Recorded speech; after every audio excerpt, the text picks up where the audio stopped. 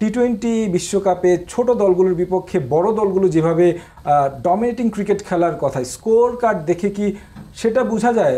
এখানে কি আসলে অস্ট্রেলিয়ার দোষ দিবেন নাকি উইকেটের বিষয়টা আসলে চলে আসে? ড্রপ ইন পিচ করা হয়েছে, সেটা আসলে কতটুকু টি-20 ধাঁচের উইকেট হয়েছে?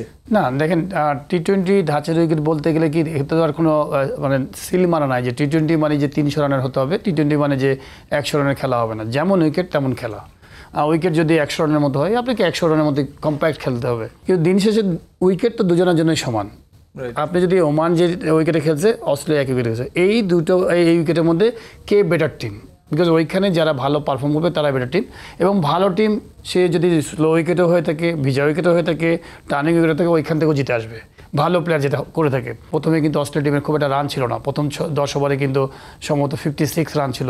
এবং তারপরে কিন্তু রানটা স্টোনিস এবং আমি বলবো যে ওয়ার্নার সুন্দর একটা পার্টনারশিপ তৈরি করে এবং রান করে। তো এই যে রান, বড় টিমের কিন্তু এটাই বড় প্লাস পয়েন্ট যে ম্যাচুরিটি এবং সাথে এক্সপিরিয়েন্স সব কিছু বলে, যেটা যে তারা সময় নিয়েছে, ইনিশিয়ালি সময় নিতে নিতে নিতে যখন অ্যাডজাস্ট করেছে তারপরে ওরা শর্টস রেখেছে। বাট লাস্টে কিন্তু আমি বলবো ওমান অনেক মানে নো বল করেছে, ফ্রি শটস দিয়েছে, সেই জায়গাগুলো লাস্টে শেষের 10 ওভারে তারা ভুল করে ফেলেছে। ওভারঅল আমার কাছে ভালো ক্রিকেট।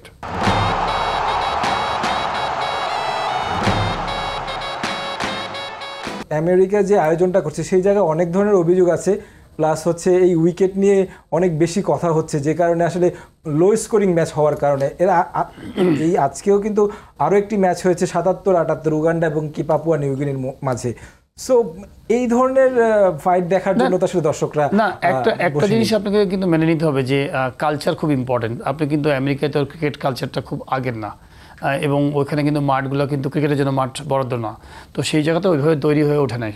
তো আপনাকে কিন্তু ডেভেলপমেন্টের চিন্তা করে আইসিসি হয়তো আমেরিকায় খেলা দিয়েছে বলে এইটা হয়েছে। প্রথমে ইনিশিয়ালি 2-1 বছর 4 বছর হয়তো প্রবলেমগুলো হবে।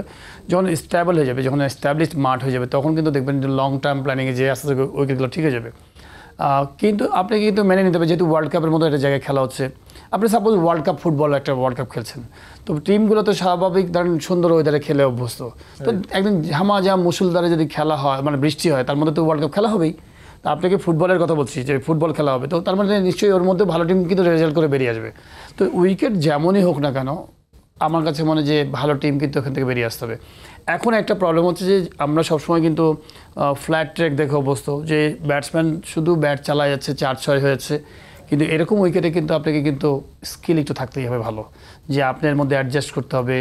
টার্ন করছে, স্লো টার্ন করছে, বল কাট করছে, তো অ্যাডজাস্ট করে আপনি নিজের স্কিলটাকে প্রমাণ করতে হবে যে আসলে কত বেটার টিম, আপনার কত ভালো টিম। তো এই জিনিসগুলো যে আপনি কত ভালো টিম, ভালো প্লেয়ার, সেটা কিন্তু ওখানে প্রুভ করতে হবে। বিকজ সবসময় তো 300 রানে উইকেট পাবে না, কখনো 120 রানে অনেক বড় রান। সেইটা করার জন্য 20 ওভার আপনাকে কিন্তু কোয়ালিটি ক্রিকেট খেলতে হবে।